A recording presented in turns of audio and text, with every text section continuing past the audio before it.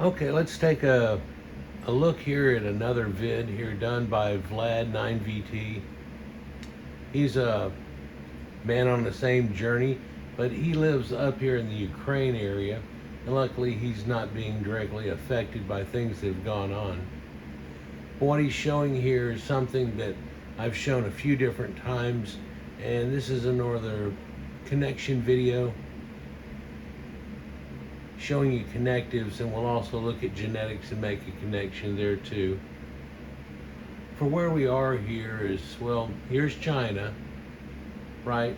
Here's the great desert that's there, but over here in the far left-hand corner of it here is the edge of Egypt, and you can even see, well, maybe just out of sight. Yeah, it's just out of sight there, the squiggle of the Nile going up here. And of course, here's ancient Anatolia, which is Turkey. This is all Asia Minor that's here. Here's Georgia and the Caucasus Mountains that are up here, Azerbaijan, and so on, right? Caspian Sea, Kazakhstan, Uzbekistan, all the stands, if you will. But a lot of people don't know that this makes connectives, and of course Europe goes over the top of everything in what we call Russia today, or it used to be called the USSR, or anything that you want to go with in periods of time here in our last few hundred years. But if we go back in time before then, there's a lot of changes too.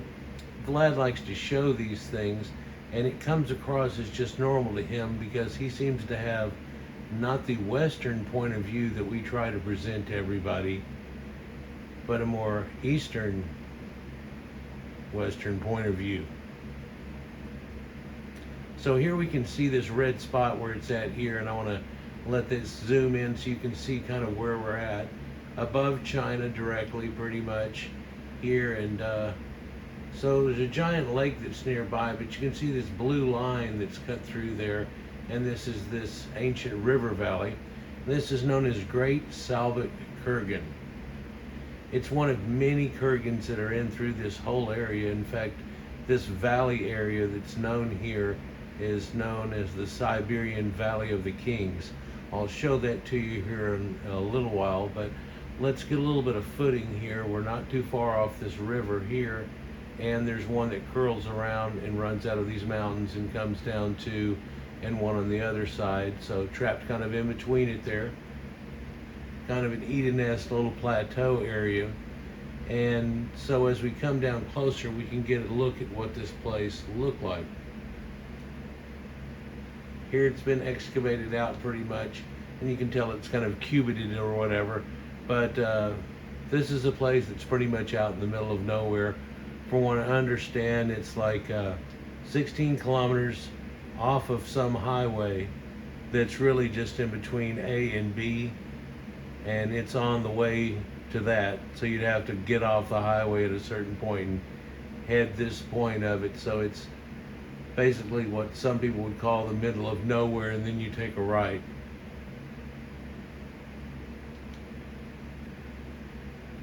But out here on this site, they've been excavating it, well, since early. We'll look at the data on it here in just a minute, but I want you to notice that this thing has a hexagrammic type angulature to it, and people have noticed that the one wall here has to do with a solstice endpoint, and then the other one, which is not quite the same, actually has to do to another point. And then another person has pointed out that this bottom ledge here and its length is equal to these two cut off, but then that portion that's cut off there that's not equal, that equals this, is actually a golden section.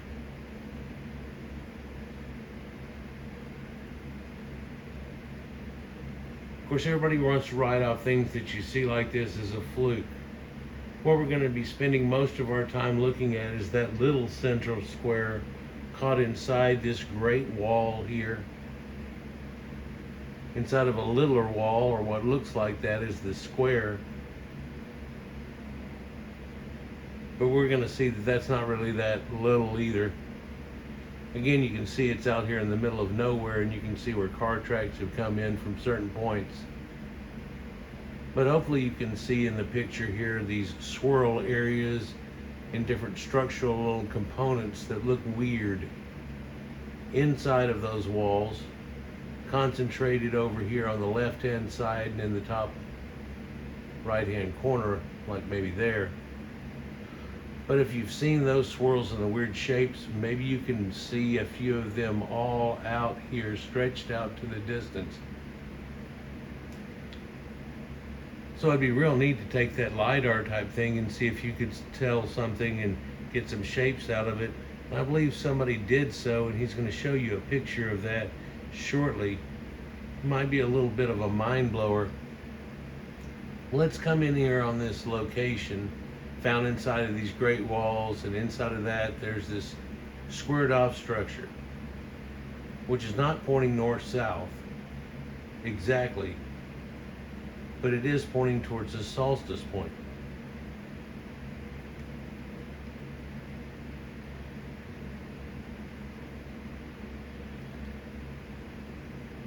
What they generally see here is some of these giant slabs that has been taken from well over the other mountains that you're seeing off far out in the distance and brought to here. It's believed it was all brought by sleds, like Santa Claus. In fact, we'll have a depiction of a reindeer and a sled type of thing here shortly, which I've shown other videos about. Well, I even did one of last Christmas where I showed you where a whole lot of the idea of Santa Claus's appearance and guise come from, and it goes with mushrooms and all kinds of things, and it's just drawn right here on the wall too, if you want to put two and two together. Little odd depiction here, but you can see the ringlet of this going around, and some of these bigger flattened stones are in upwards of 30 tons. Then they have a lot of in-between ones that are going here. But this is the way it looks now. But it used to be buried up to where all of these, except for a few, were not even poking out like we're seeing now today. It's all been excavated out. In fact, it looks like a little crater over here on the left. We're going to find in a minute that that wasn't a crater at all in its original findings, and then what they show you what they know it looked like. Pretty cool, and this goes with this idea of circles, and hopefully you've already made some type of connections with Stonehenge. And then those that have been with the channel or in the like here recently probably make understandings of Gobekli Tepe and how this is making connections to what we see here. But what we're looking at here is an excavation from the 1950s, so some of these pictures pitch about different times, but this is done in the 50s, showing you that they have this giant walls that are created out in here, and that they excavated that out whenever they did. Really only the tops of some of these taller stones were sticking out. It reminds one also of Gobekli Tepe and its little T-pillars, a couple of them poking out here and there, and then luckily Schmidt knew what he was looking at, or had a real good idea. And now all of a sudden something that was just written off as a burial area, maybe done in the 700s AD, we find out was a major complex at the time of the Younger Dryas event and the end of the last ice age. A complex much bigger than Stonehenge. Quite different though. Instead of giant megalithic stones, they're a little different, but some of them are 18 tons and so on. Well, some of these are 30. So you can tell where this wall's been sliced off, and that guy coming in a picture on the right there shows you that, well, that's 20 foot deep or so off of it, and here you can tell they've excavated to the wall, and they're slicing it off and going through. Whenever they did, they found that deep inside of it here, towards the center, well, they found a couple little passage things, and then wham, there's a little pyramid structure inside of this whole thing. In fact, this whole thing used to be like a pyramid, and then it had a log cabin house, if you will, built in the very center of it too. I'll also show another kurgan that's just right here down this Siberian Valley of the Kings, where it shows you an underground burial that's very reminiscent of Sumerian early burials or weight. It looks like the Great Pyramid almost, kind of. But let me just get there. So here you can see these stones that have now been excavated out, and this is not the way that it looked whenever it was found. You'll be able to look at a couple of pictures they show back in those 50s and 30s where they took some shots of it, and how that looks quite different now than it did then. And then of course they left it to a certain state. If you look at it in a certain light, you almost get that idea of the River Boine idea, and where there's different structures that are built like that are more domed or so. But they say this thing was built up in like a brickwork situation, packed on top of that thing that's all built in the middle of it, the shrine or the burial of some probably pretty incredible king that we may not ever be able to find out about. We'll look at this picture right here drawn in a sketch where you'll be able to see it a little bit better, because you can't really tell it here, but there are people walking around, there's people making it up to the top, but there in the bottom it shows a couple of ox pulling along a sled and so on like that, and this is that idea that might be there. And then over here too, there are a lot of these teepee type things, and then a giant one here, but it's shaped more like a yurt. Yeah, so what we're looking at here is not that great outer wall that we're looking at, but the thing that goes to the center of it in a lot of these pictures, and around this pyramid that used to be here that's pretty much flat now. It's all been excavated out and spilled out into the area and so on. But here's a better picture of the way they believe that it used to look. And you can see that sled down there at the bottom being pulled by a couple of oxen. But I'll show you in other pictures where, oh, it goes with reindeers too. In fact, they're all over for these people right here. It's kind of the thing. But here's all of those teepees and that giant yurt that's there. And later we'll show a picture that'll show that giant yurt.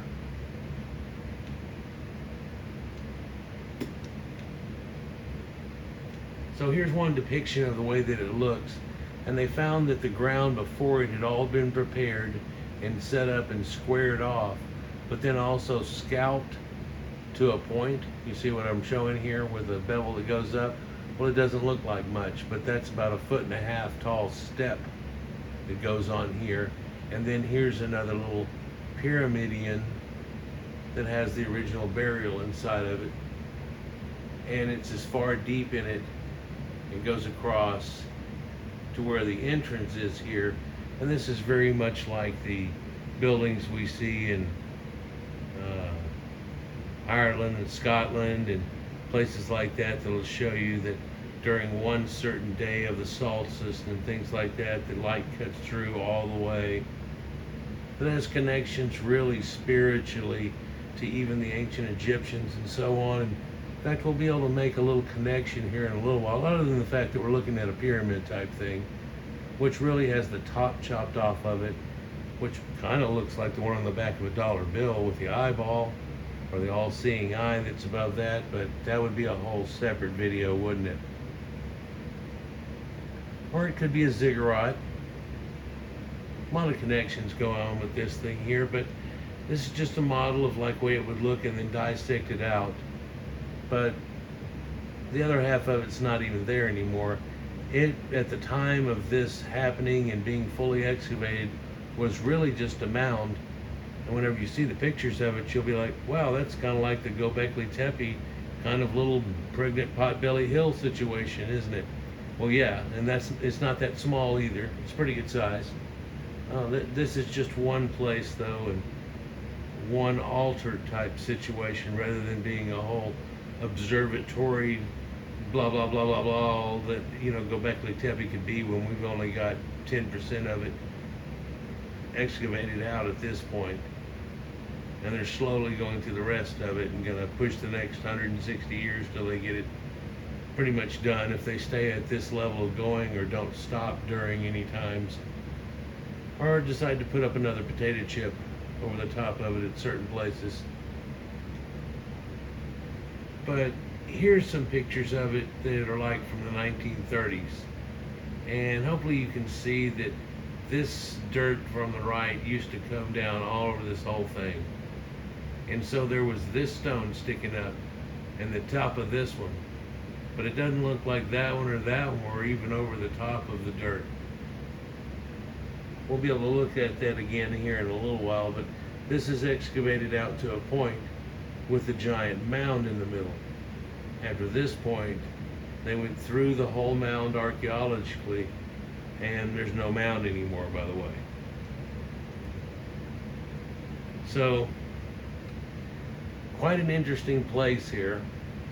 And here gives you an idea of that half excavated out mound.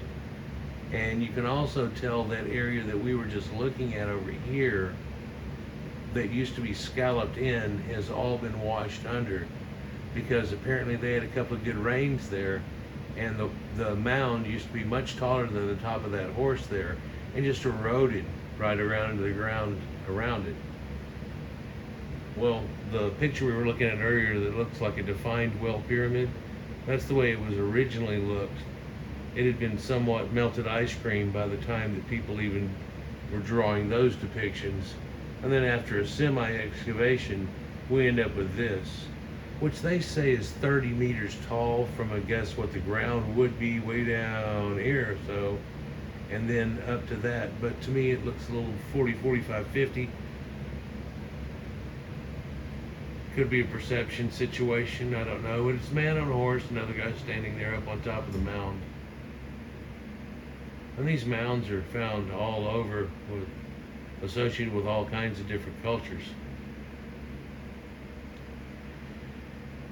But there's these giant stones, but at this point they don't even realize that in between those stones there's all of these other stones that are making the connections that are there.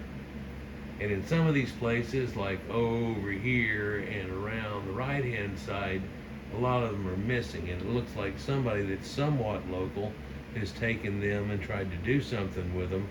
Problem is I don't know if they've made any associations to which one found to what, or if it's an ancient dolmen or so on. The connective time here, by the way, people, is during the Bronze Age and leading into the Iron Age.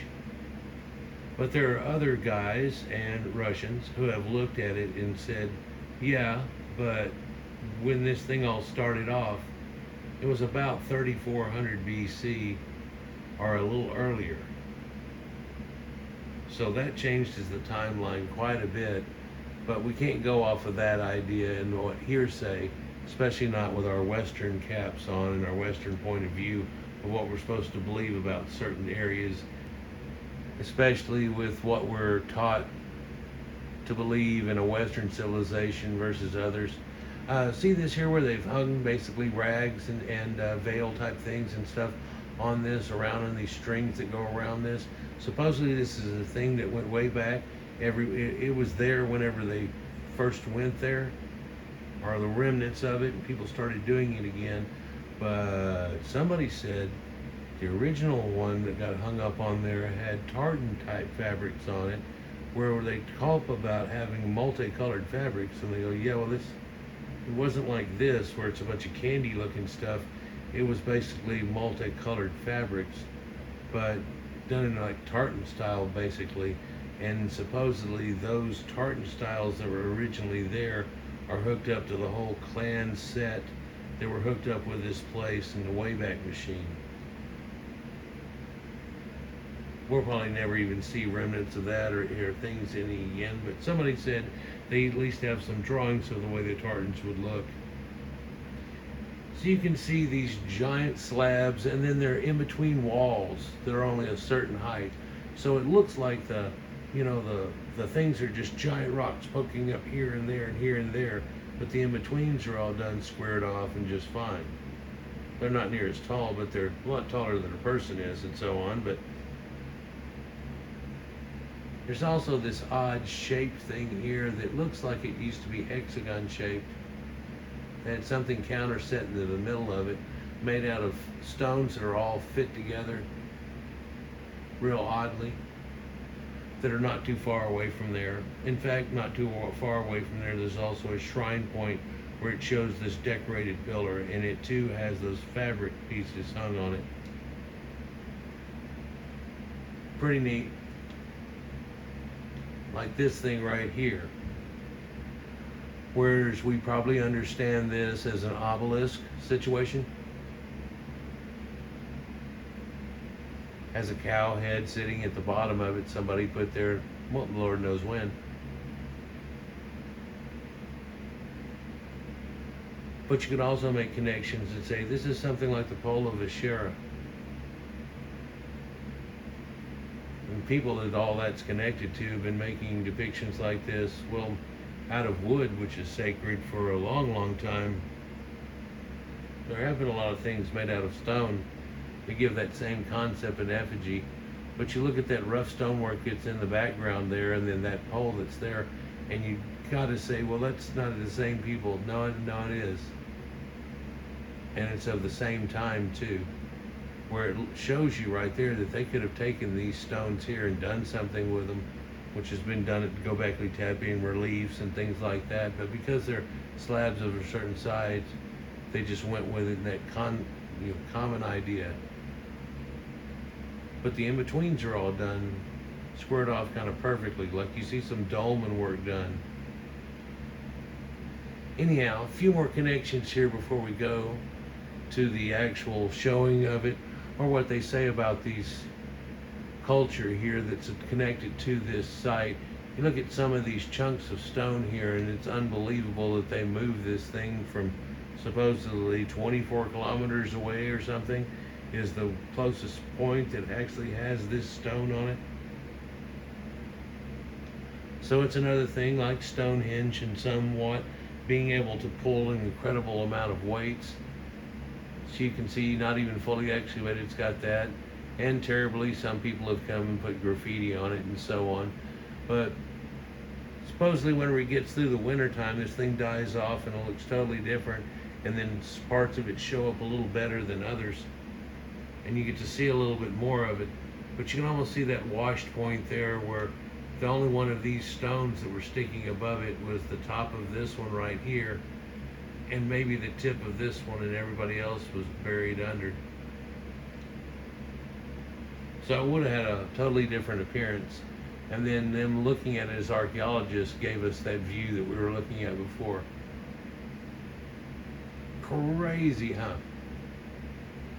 Huge place here, going around the perimeter of it. And again, where they're standing used to be a giant pyramid, which has been torn apart to see what's in the middle. And of course they don't put it back together, so you end up with something like what you just looked at versus what they show you here and the way that it looks, with pulling things on sleds and so on. So they give it a credit of that, people that had cattle and so on. You can see the smaller pictures over there on the left. This is a depiction of what it looked on the right, so you can see at the point of even taking that 1910 picture on the top there of the left, everything had eroded down way down from the point that it had been at one time as a pyramid. So in a moment we'll take a look at the archaeology or the knowing of this little valley and the people that live there and so on, but I just want to get a few more views of it, and then what it was versus what it is now. And though it just looks like a standing group of stones, I think we can all see that that really looks like a lot of standing stones that you can find mixed all over Britain and the British Isles and so on. And it makes connections. I've tried to make connections with other vids to show you that, well, we know where it comes from, and a lot of people are familiar with the idea of Anglo-Saxons and so on, and what we're talking about here is an ancient Scythian type people, if you will, on this look at it. But this other ancient kurgan that's not too far from there had a standing of a person at the very top of it that was embedded in dirt. When they excavated it totally out, it came down and went through a tunnel and into an area that was excavated down below. into a sacred little room where they lived in the afterlife. And I don't know if you're catching it or not. This is very much like the thing that's put at the very bottom of the Great Pyramid. But it's the psych out. Why? Because everybody knows that. Really, everybody knows that. They don't want them to get into their stuff, so they have that there. And then they have the fake way up to the Queen's chamber, and then the King's above. Is that the way it really worked, or was that what that was even for? Crazy though, we see a burial that's under another pyramid of dirt, or at this point was a rounded off, melted kind of looking blob of ice cream. But hey, there's those people that have those horses, and yeah, that are connected up to this place. Ancient Kurgans. We could look at a whole lot of them and get really lost. In fact, if you look at this picture, there's a couple of them in the background right there that they know are there when they're checking this one out. They're just little titties sticking up all over the earth. Well, we know one real famous one we just found not too long ago, Gobekli Tepe. I bring it up all the time, but did you know that there are 14 other sites that are just like that? That even date before and after the point of what that is, showing you that this is really a giant civilization going on here. That this really wasn't some hunter-gatherers got together to giggle and do something like bowling. This was widespread. This was the earliest empire known. It's pretty incredible, but like, oh, there's one over here too. And other than these dirt mound pyramids that are like this, we're not too far away from hundreds of other pyramids that are in what we call China today, that predate China being in that area. And was it CFAP's Chuck that passed away that showed like 212 of them just in this little valley area here that they had, but then they were all basically covered up. A few key pointers and ones that had keyhole appearances and everything were all still enhanced, like woo, but then the other ones seemed to be just all covered up. Almost a satellite blocking situation, if you will, but pretty crazy. So here's this ancient place that really is just a flattened mound now in a shadow of its former self. Let's take a look at what archaeology has said about these same people, this Tagar culture. Okay, let's see if I can zoom in. Tagar culture. This is the one that's directly associated with it. Tagar culture was a Bronze Age archaeological culture, flourished between the 8th and 1st centuries BC in South Siberia, or the Republic of Caucasia. It's spelled with K's instead of C's, but it's pretty much that same word. Southern part of Krasnovic territory, eastern part of Komerovo province. The culture was named after an island in the Yenisei River opposite the Munisk. So this is that archaeological sites running down through there. Let's see if I can show this to you real quick. Oh, it doesn't have the words whenever it shows the picture up. But what we're looking at, of course, here's Tartan Basin and so on, but what we're looking at is an area that's way up about right where my pointer is right now. And there's India and so on, in Siam. And this is pretty much what I call the forgotten world of the ancients, because people think of the Near East and maybe a touch of the Middle, but then they think of past Samaria that just, there's a little something, and it ends up, there's the Orient, which people have taken to call it Asia now, but then to call it Asian is really a misnomer whenever Asian is all Caucasians at one time, and it's just an encroachment now. It really doesn't make sense to go that way off of it, but especially when Oriental is just okay until SJW Freakouts decided to say that it wasn't. So here is the cultures running down through here, and this is just some of the points that are known. Archaeological sites known as the corridor or the Siberian Valley of the Kings. A lot of them are buried with pyramids and stuff, but other things show up that do show up eventually in Egypt with like the Hyksos and so on.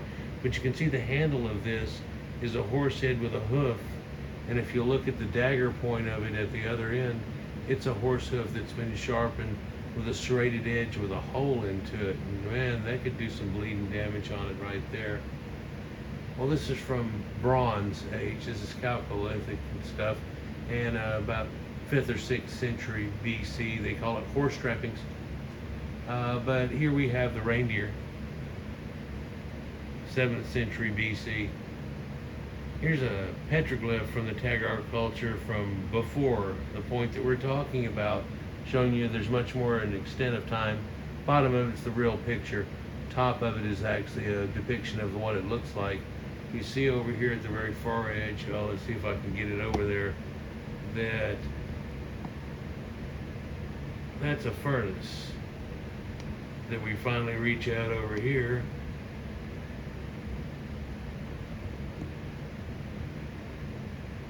See the man in the furnace right there in the far right and bottom, and you can see going across here, this is all the same. It goes on, there's a horse, so on.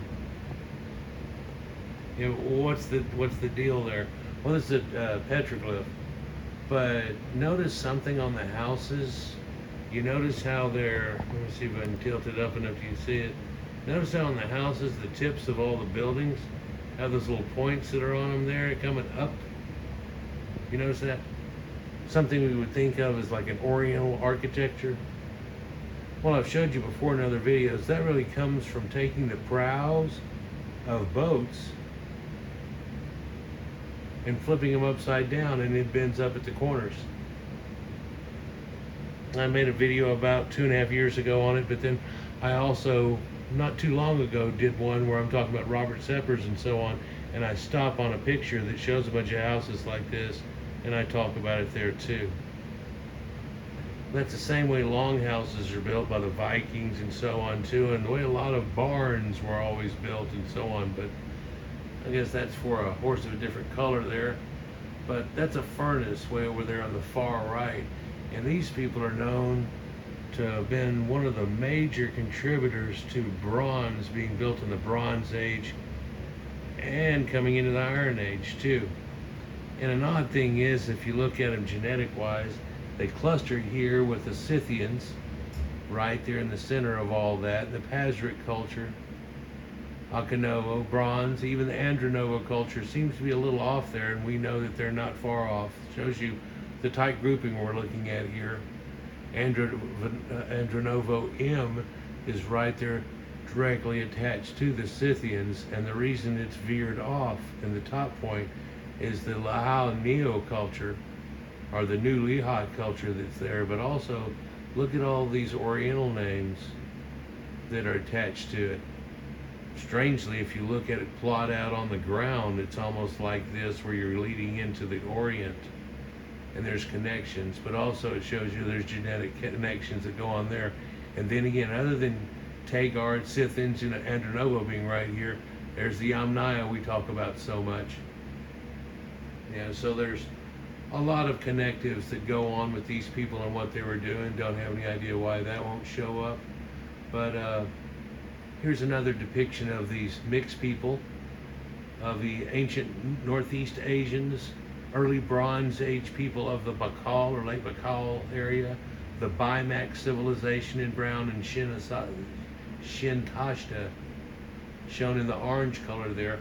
And so if we're looking at that Bimak complex, you can see that it's all mixed in, the people that did horses and all that, along with this. And so it's a mixing. You know, Caucasians, I think, realize that we're a mix of all these different Caucasian people that have derived in slightly different areas from other. We've got Neanderthal ancestry from the Wayback Machine, all the others.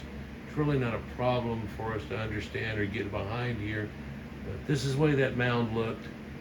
And this is some daggers that are shown here too that really date from about the 7th century BC, and you can see anything from a rough, just forge poured type of thing to something that's actually been worked in blacksmith and so on.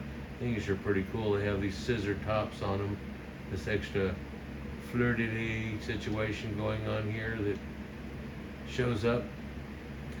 So anyhow, the Tagar culture was preceded by the Karasuk culture, and they are usually considered a mixed population descended from peoples from Aphisanovo culture and Andronovo culture. who were themselves descended from migrants of the Pontic-Caspian steppe.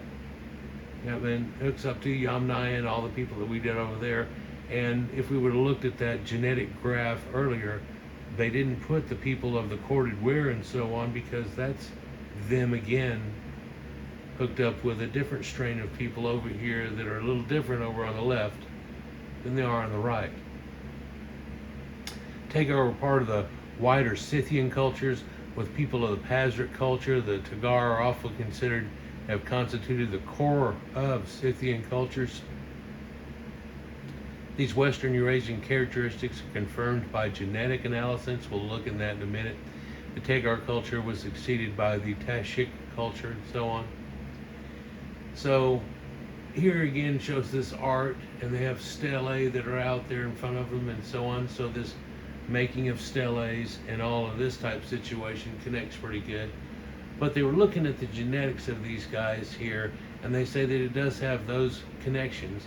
And they looked at 12 individuals from Tagar from these sites that we're looking at here from 800 BC to 100 AD, and extractions of mDNA from 10 individuals were to represent 3 samples of haplogroup T, as in T3, which maybe it'll show you now, but it's originated around 25,000 years ago in the Near East.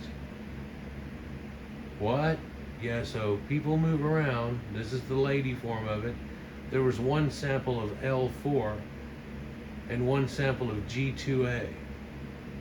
Well, now, crazy thing about G2A is King Tut's grandparents, Thuya and Yuya, they were shown to be G2A. Is that not correct? That's amazing. Showing you connections from people well far apart. Well, worse than that, it'll also show you here in a minute other connections. There was 1 sample of haplogroup C, 1 sample of F1b, and 3 samples of H, which is like a Cro-Magnon connective, because it was alive and viable 30,000 years ago and so on. But extractions of Y DNA from 6 of them, or 6 individuals that are males, were determined to be of Y chromosomal haplogroup R1A1. Now, R1A1 is the one that's supposedly connected directly to the ancient Aryans. But as I've shown you repeatedly over and over again, it's not just R1A1A. In fact, it's not just R1A, RR1B. There are quite a few that are hooked up into this concept and have it go on from the before factor of what they try to call Aryans, which would have been coming out the time of Aries in our zodiacal type of clock, and doesn't actually hook up to the ancient people where they were like, okay, wait for it, wait for it, wait for it now. That's not the way that it happened. Now, was it? So R1A marked the standard eastward migration of these early Indo-Europeans. Based on analysis of 10 SNPs, the Tagar individuals classified to be primarily of European ancestry, with the exception of 1 mixed ancestry individual. Of the specimens yielding pigmentation phenotype, slightly more than half were assigned blue eye color, while 4 were possibly blue or brown, or a possibility of it. Most were assigned blonde or light brown color, but a few of them had darker hair. In a 2018 study of mTTNA from remains of Tagar culture was published in PLOS ONE, remains from the early years of the Tagar culture were found to be closely related to those of the contemporary Scythians of the Pontic steppe. You're going to find that those haplogroups we're talking about end up connected to it quite well. In fact, they talk about R1 samples of N, which are the parent haplogroup that work off of this, H, WC, U2E2, U2E1H. Well, U is, of course, a European type or Middle Eastern type of K haplogroup 2. They were determined to be about 83% Western steppe herder, 9% ancient North Eurasian ancestry, and 7.5% Siberian hunter-gatherer ancestry. Right? 2020 modeled the Tagar specimens as deriving around 70% ancestry from an actual Shintasht culture, because they had that little mix. So whenever you put that with that ends up with what we look at total. They weren't like three pair people that got together at a 70% point or anything people. They're already like a mixed people. And then when you put them all together, what came out of it is a little like cheeseburger like that. But also the bacteria Bimac culture here we're looking at. 25% Asian, North Asian, and Balkal type of hunters. So pretty interesting there, but that's who these people are really anciently connected to. So under burials like this, or perhaps pyramids built for burials and stuff, should be too uncommon understanding between a whole lot of people connected, not just ancient Egypt. In fact, I've shown you a lot of ancient pyramids from different places, like the one in Hierakonpolis that shows you that there's a Greek pyramid and it predates the Great Pyramid of Giza and so on. In fact, it's right there at the dating of the very first ones where they're trying to build a step one of Djoser a few hundred years prior, and yet theirs is smooth-sided, cut nicely, and has an open to Orion and everything. I've got an old video about it. I've mentioned it in 2 or 3 videos, but there are other pyramids shown across the Mediterranean and even on some Mediterranean isles that I've shown. And if we count this as another pyramid too here, I don't know what we're up to, about 14, 15, and that's if we don't count the ones just a little southeast of here where there are hundreds. Huge ones. That also rival the dating of the pyramids in Giza. So here you can see that it's countersunk nowadays, and there's a whole lot of earth all around it. And sadly, that whole lot of earth and rocks that were all around it used to be inside of it. In the center of this, where they show a little cross mark where people go into now, there was an ancient stone house built for the king for the afterlife that no longer really exists. And then hopefully you can see at this fine perimeter, this ancient wall that used to go around this whole thing that was the outer structure I talked about originally. Pretty kick-ass. Pretty neat. And you know, this just hooks up to a bunch of other cultures that we've looked at. Pardon me.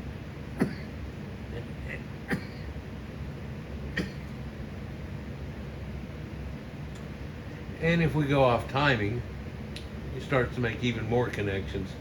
It's one thing that people don't usually do when they look at what these people were doing at this time versus this at that time. They did have somebody come out and carve something and rush it onto it. It was done professionally. There's a lot of other places though where there's just graffiti and so on there. They've had people look at the lichen on certain rocks that were sticking up and so on and try to date it off of that. You get wild variations. Hey, there's that yurt that I'm talking about. Looking over the place that's right here, and you can see that looks like a lady walking up that path to there, so you can see how large this is. That's the one that has the kilt pieces on it and so on. Showing you after it's been found in the 50s and stuff, people make this trek that's out here, and this is no small